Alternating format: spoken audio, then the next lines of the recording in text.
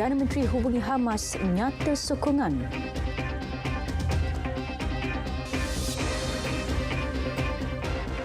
Assalamualaikum, salam Malaysia Madani. Berita tengah hari bersama saya, Faiz Syairah Nizam.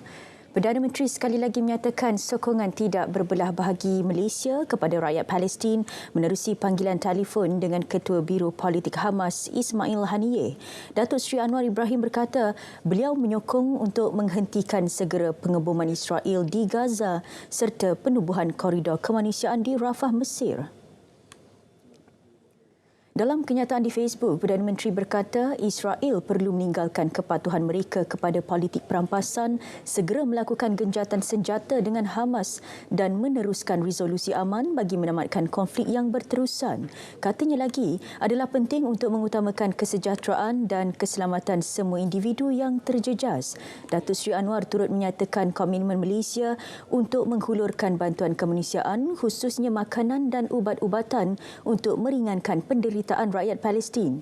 Keadaan di Gaza semakin buruk dengan bekalan air, makanan, elektrik, ubat-ubatan juga tidak mencukupi untuk menampung 2.3 juta penduduk Palestin. Belanjawan 2024 merupakan kerangka menyeluruh bagi memberikan keselesaan semaksimum mungkin kepada rakyat. Perdana Menteri Datuk Seri Anwar Ibrahim menegaskan belanjawan kali ini menumpukan aspek kebajikan rakyat khususnya dari segi pendidikan, kesihatan dan mengurangkan hutang negara. Keutuhannya, kestabilan politiknya, keupayaan kita melangsaikan hutang dan juga menyelesaikan beberapa kerangka ekonomi makro yang asas. Umpamanya, apa teguran yang kita dengar setakat ini? Dia kata, mengapa harus kita turunkan defisit? Mengapa harus kita sibuk melangsaikan hutang? Beliau berkata demikian dalam ucapannya di Majlis Perhimpunan Warga Kementerian Keuangan di Putrajaya. Tambah beliau, masalah prasarana kemudahan asas dan pendidikan juga diberi perhatian bagi manfaat pertumbuhan negara. Sementara itu, semua jentera kerajaan perlu memperjelaskan dan memberi penerangan mengenai intipati belanjawan 2024 kepada rakyat.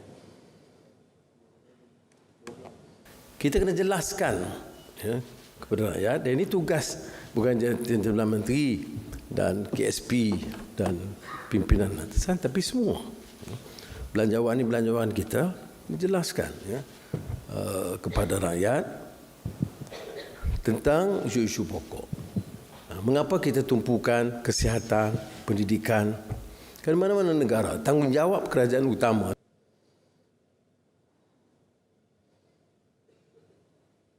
Subsidi bersasar yang diberikan kerajaan dalam belanjawan 2024 bukan berniat untuk menekan golongan kaya, sebaliknya bagi membantu kebajikan golongan miskin dan sederhana. Perdana Menteri berkata subsidi bersasar ini bagi mengurangkan beban kepada rakyat dan harus diberikan kepada yang benar-benar layak sahaja. Kita sasar semula subsidi untuk 90%. Jadi kita saving 4.6 bilion ringgit. Dan bila kita kata subsidi kepada semua rakyat, ya. Semua di Malaysia, ya. Siapa yang dapat? Kita ambil diesel dan minyak, ayam dan telur. Termasuk 3.5 juta orang asing di Malaysia. Menurut beliau lagi, subsidi bersasar juga dilakukan bagi menerapkan konsep adil kepada rakyat khususnya dalam pemberian bantuan sekaligus melibatkan pengurusan keuangan negara. Tidak ada universiti yang boleh menolak mana-mana pelajar miskin. Demikian tegas Perdana Menteri yang turut mengarahkan universiti awam mendaftarkan nama pelajar terlebih dahulu dan membuat tindakan susulan selepas itu. Sementara dasar itu baik, kita kena dapat maklumat. Ini arahan tahun ini, pertama kali dalam sejarah, tidak ada anak kita dari mana sahaja, dari kaum mana juga, yang miskin tidak mampu bayar yuran yang ditolak oleh universiti. Dia daftar dulu, kemudian dia lapor. Melalui Belanjawan 2024 bermula Januari depan, yuran pendaftaran masuk ke Universiti Awam dihadkan tidak melebihi RM1,500. Ia selari dengan nilai pemberian wang pendahuluan pinjaman WPP oleh PTPTN berjumlah RM1,500. Satu pertemuan akan diadakan bersama pihak pengurusan Pameran Teknologi Maklumat Teluk GDEX Global 2023 dalam masa terdekat. Ia bagi melihat peluang membawa pameran tersebut ke Malaysia. Menurut Menteri Komunikasi dan Digital Fahmi Fadil, ia merupakan peluang sangat baik untuk meletakkan Malaysia dalam salah satu acara global melibatkan pelbagai syarikat teknologi antarabangsa. Beliau berkata demikian semasa sesi libat urus bersama diaspora Malaysia di Dubai yang diadakan di luar acara GTEX Global 2023. Sesi libat urus menyaksikan penyerahan 8 memorandum persefahaman syarikat-syarikat Malaysia, Dubai dan Timur Tengah dengan 6 daripadanya adalah untuk akses pasaran dan 2 merupakan pelaburan. Pada masa sama, beliau berharap lawatan rasmi selama 4 hari ke Emirat Arab Bersatu UAE dapat memacu perbincangan di antara syarikat-syarikat dan memberi isyarat baik bahawa Malaysia terbuka untuk perniagaan terutamanya dari kalangan syarikat Timur Tengah khususnya UAE. UAE kini pelabur terbesar di Malaysia dari rantau Asia Barat dan menduduki tempat kedua terbesar dalam kalangan negara anggota Pertubuhan Kerjasama Islam. Suruhanjaya Pilihan Raya menetapkan 2 Disember sebagai hari pengundian bagi pilihan raya kecil PRK Parlimen Kemaman Terengganu. Pengerusi SPR Tan Sri Abdul Ghani Saleh berkata, tarikh penamaan calon ditetapkan pada Sabtu 18 November, manakala bagi pengundian awal, tarikh ditetapkan ialah pada 28 November.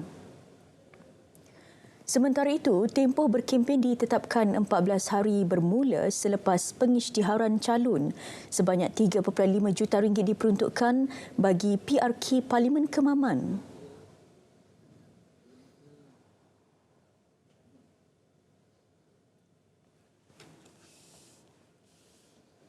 Memilih pilihan raya di PPR yang digunakan untuk PRK Parlimen P040 Kemaman Terengganu adalah daftar pemilih terkini sehingga daftar pemilih tambahan bulan Ogos 2023 yang dikemas kini sehingga 3 Oktober 2023. Di PPR bagi PRK Parlimen P040 Kemaman Terengganu ini mengandungi seramai 100,041,790 orang pemilih. Urusan permohonan semua kategori undi pos dibuka bermula hari ini. 2,102 petugas akan dilantik mengendalikan proses pilihan raya berkenaan dengan keseluruhan jumlah pusat mengundi sebanyak 53 buah dengan 248 tempat mengundi atau saluran. Pusat penamaan calon dan pusat penjumlahan rasmi undi ditetapkan di Dewan Belian Utama Majlis Perbandaran Kemaman. 26 September lepas, Mahkamah Pilihan Raya Terengganu membatalkan kemenangan Cik Alias Hamid dari PAS setelah pihak pempatisyen iaitu Wan Muhammad Hisham Wan Abdul Jalil pengundi berjaya membuktikan perbuatan rasuah telah berlaku dengan tujuan mempengaruhi pengundi pada Pilihan Raya Umum ke-15 PRU 15. Beli! Bos, betul lah Shopee ada penghantaran percuma.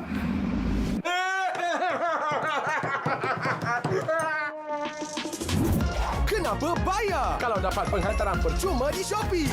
Beli sekarang di Shopee. Hai, saya Yasmin Hani. Saya Fahmi Muhammad. Saya Nimala.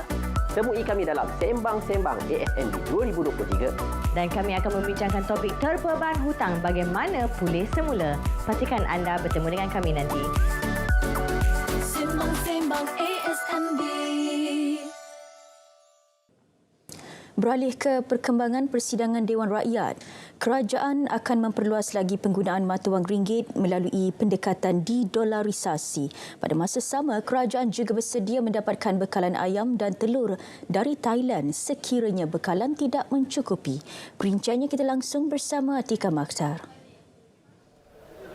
Eka. Baik Faiz, kerajaan kini sedang mengalih tumpuan dalam memperluaskan lagi penggunaan mata wang ringgit melalui pendekatan didolarisasi bagi mengurangkan kebergantungan kepada nilai dolar.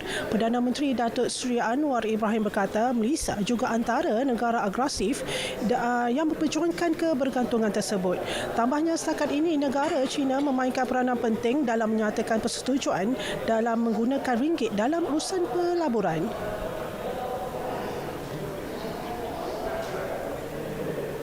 Negara China ya.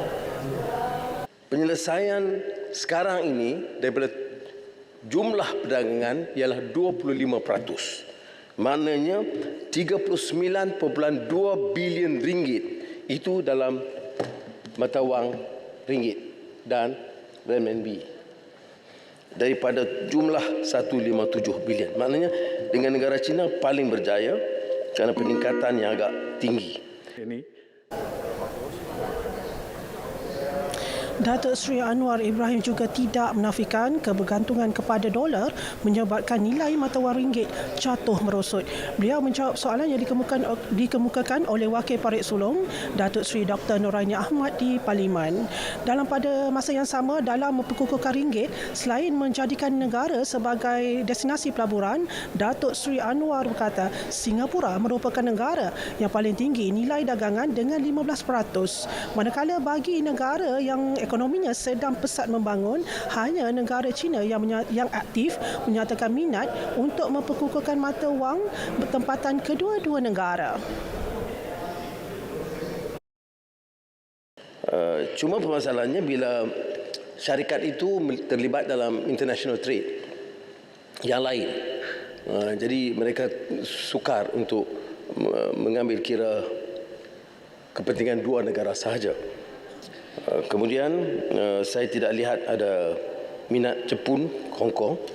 Kita berikut kalau ikut urutan kepentingan perdagangan ialah Thailand, Indonesia sudah masuk. Korea tidak.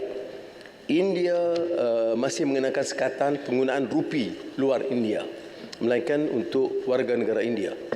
Jadi rundingan itu mungkin mengambil masa. Yang ke tanggal ke-10 pasaran ekspor Malaysia adalah Vietnam.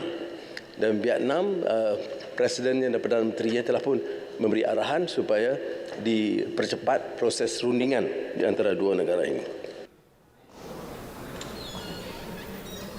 Seterusnya, dalam perkara yang lain, kerajaan bersedia untuk mendapatkan bekalan ayam dan telur dari Thailand sekiranya ada keperluan. Langkah tersebut bagi mengelakkan sebarang kenaikan harga atau kekurangan bekalan.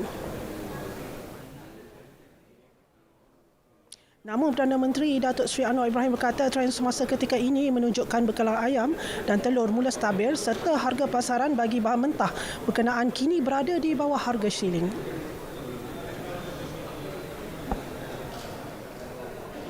Kementerian Pertanian punya 30% stok ayam dan telur.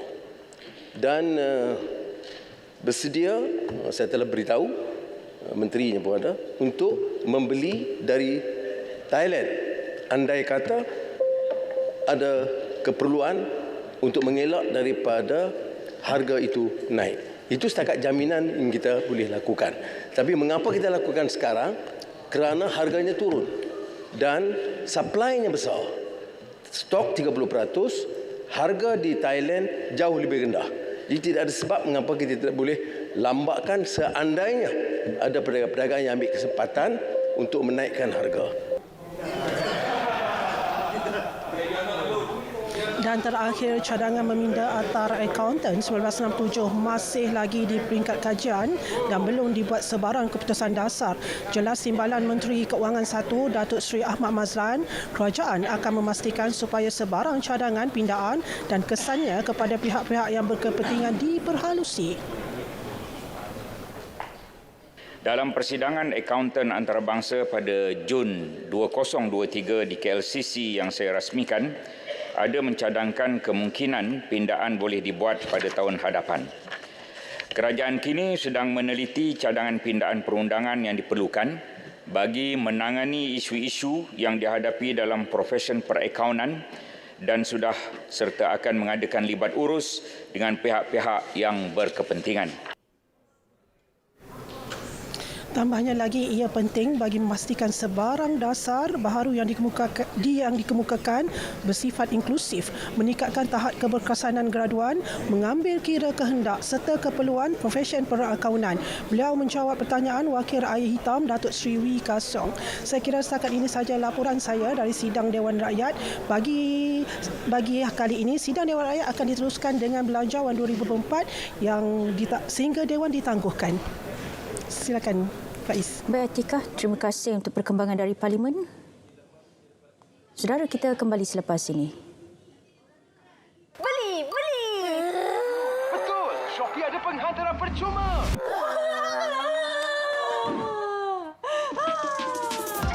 Kenapa bayar kalau dapat penghantaran percuma di Shopee? Beli sekarang di Shopee.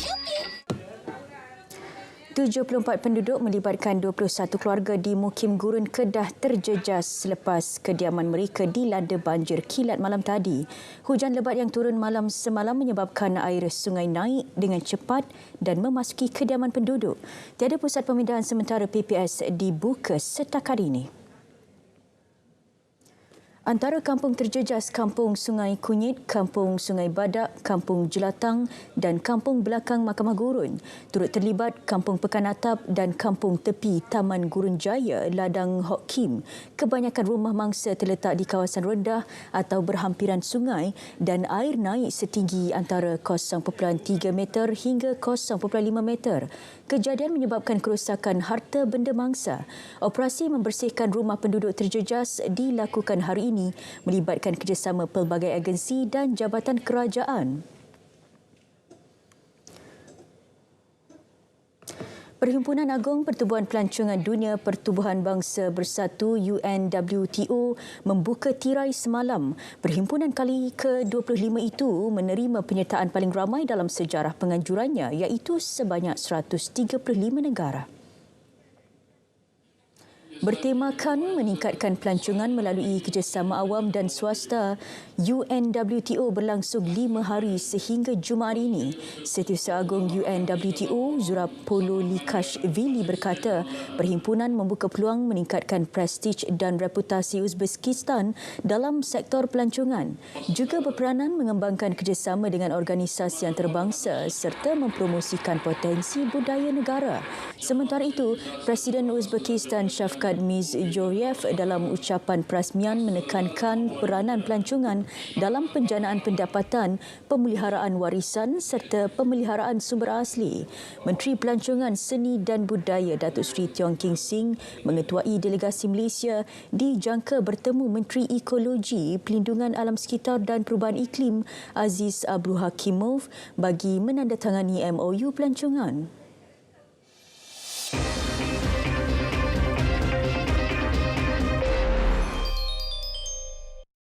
Ringgit dibuka lebih tinggi berbanding dolar Amerika Syarikat pagi tadi. Ia berikutan penurunan dalam indeks dolar sementara pelabur masih menantikan petunjuk sama ada Rizab Persekutuan Amerika Syarikat akan menaikkan semula kadar faedah. Pada 12 hari, ringgit diniagakan pada 4.73 berbanding dolar Amerika. Berbanding dolar Singapura, ringgit disebut pada 3.45 dan berada pada 3.16 berbanding yen. Ringgit diniagakan pada 5.77 berbanding pound sterling dan disebut pada 4.98 berbanding euro. Manakala berbanding baht, ringgit didagangkan pada 12.97. Bursa Malaysia memulakan dagangan pagi tadi lebih kukuh. Pasaran tempatan menjejaki prestasi semalaman Wall Street yang ditutup tinggi di tengah-tengah keyakinan pelabur menjelang musim pelaporan pendapatan. Indeks FBM KLCI naik 3.96 mata kepada 1,442.92 mata setakat pukul 12.15 tengah hari tadi. Minox mendahului kaunter saham paling aktif naik 11 sen kepada 36 sen. SDM meningkat 1.5 sen kepada 7.5 sen disusuli SCIB dengan peningkatan 1.5 sen kepada 52.5 sen. Beralih kepada kaunter saham paling untung, FNN bertambah 56 sen kepada RM26.76, KLK naik 34 sen kepada RM21.86 dan Nestle meningkat 30 sen kepada RM123.60. Kerajaan beri jaminan langkah rasionalisasi subsidi dilakukan tanpa menjejaskan pertumbuhan perniagaan dan pelaburan di negara ini. Jelas Ketua Setiausaha Perbendaharaan Datuk Johan Mahmud Marikan, mekanisme subsidi bersasar juga perlu disesuaikan agar tidak memberi kejutan kepada isi rumah dan ekonomi. Telah dirancangnya antaranya ialah untuk mengkaji semula contohnya yang subsidi ayam dan telur, mengambil kira keadaan pembekalan ayam dan telur telah kekal stabil. Yang keduanya melihat pada meneruskan juga penyasaran subsidi untuk tenaga elektrik dan juga selanjutnya juga dalam bidang diesel juga. Dalam pada itu, bercakap selepas debat pasca belanjawan Anjuran Persatuan Ekonomi Malaysia, jelasnya cadangan peningkatan kadar cukai perkhidmatan SST dianggar menyumbang RM3 bilion kepada perolehan negara. Dalam pembentangan belanjawan 2024, kerajaan mencadangkan kenaikan kadar SST kepada 8% berbanding 6% ketika ini.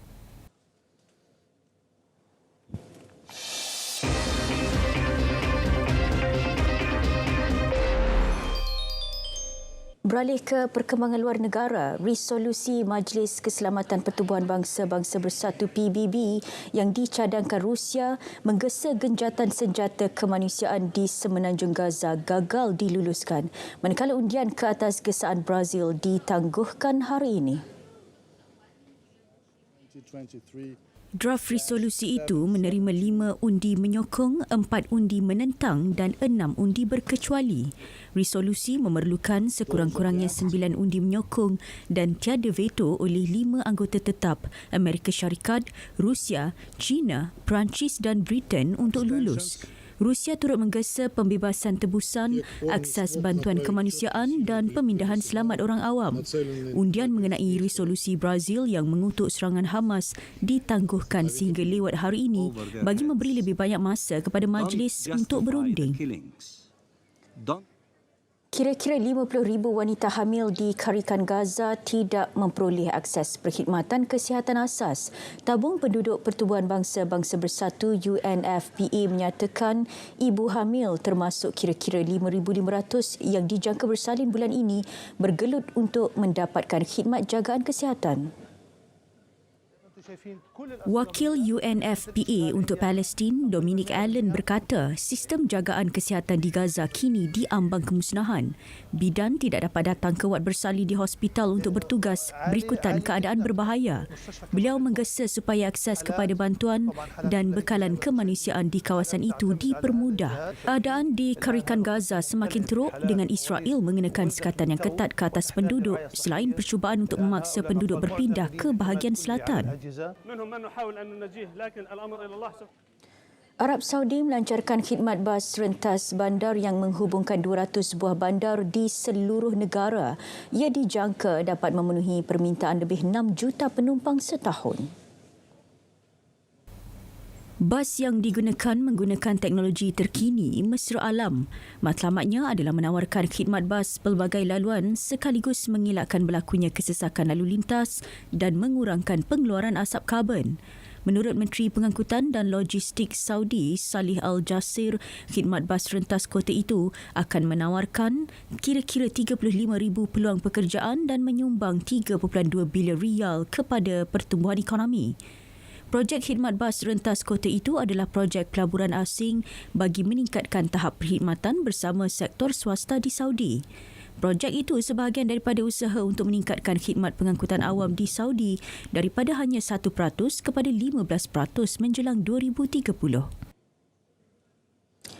Bekas Presiden Finland Martti Ahtisaari yang dianugerahkan hadiah keamanan Nobel kerana peranannya dalam menamatkan konflik di seluruh dunia meninggal dunia. Bekas diplomat Pertubuhan Bangsa-Bangsa Bersatu PBB itu meninggal dunia pada usia 86 tahun selepas bertarung dengan penyakit Alzheimer. Presiden Finland Sauli Niinisto memberi penghormatan terakhir kepada Ahtisaari menggambarkan bekas pemimpin itu seorang yang hebat. Dilahirkan pada 23 Jun 1937 di Viipuri, Ahtisaari memulakan kerjayanya sebagai guru sekolah rendah sebelum menyertai Kementerian Luar Finland pada tahun 1965. Beliau memainkan peranan penting dalam rundingan keamanan di beberapa benua, termasuk perjanjian yang berkaitan dengan kemerdekaan Namibia pada tahun 1980-an. Selain pengunduran Serbia dari Kosovo pada akhir 1990-an dan autonomi untuk wilayah Aceh di Indonesia pada tahun 2005.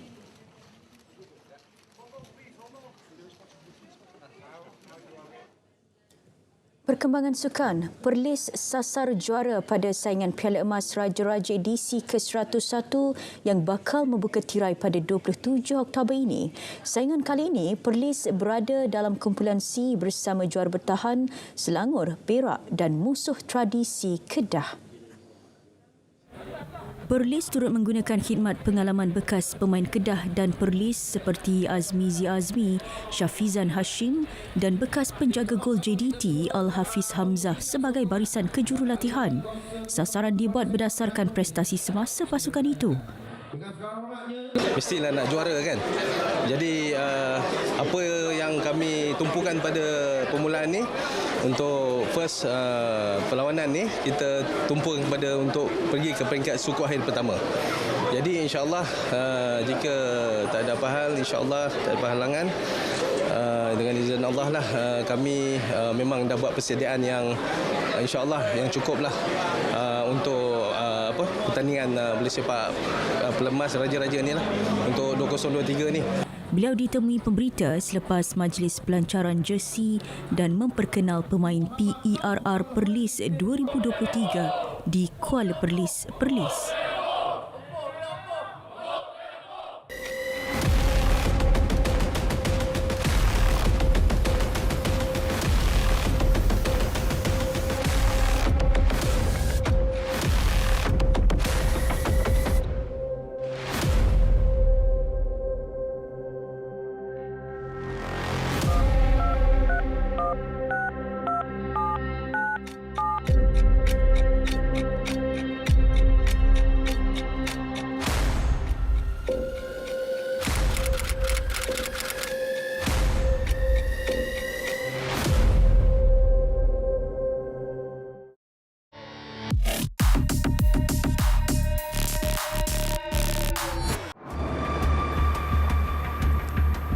Tular di TikTok, kononnya tentera Malaysia dihantar ke Palestin. Hantaran video itu mendakwa satu batalion pasukan bersenjata dengan kekuatan 1,000 anggota digerakkan. Sebahagian pasukan biar betul mendapati ia maklumat palsu. Dakwaan itu turut dinafikan ATM. Menurut pasukan berkenaan, ia merupakan video lama yang ditularkan kembali. Rakaman yang tersebar sebenarnya video pelepasan tentera ke Lubnan di bawah panji-panji PBB tahun lepas. Ingat, jangan mudah percaya maklumat yang anda terima di internet. Menyebarkan maklumat palsu atau fitnah juga merupakan kesalahan. Terima bahan fitnah atau disyaki tidak betul, segera lapor ke SKMM. Biar betul, tak pasti, jangan kongsi.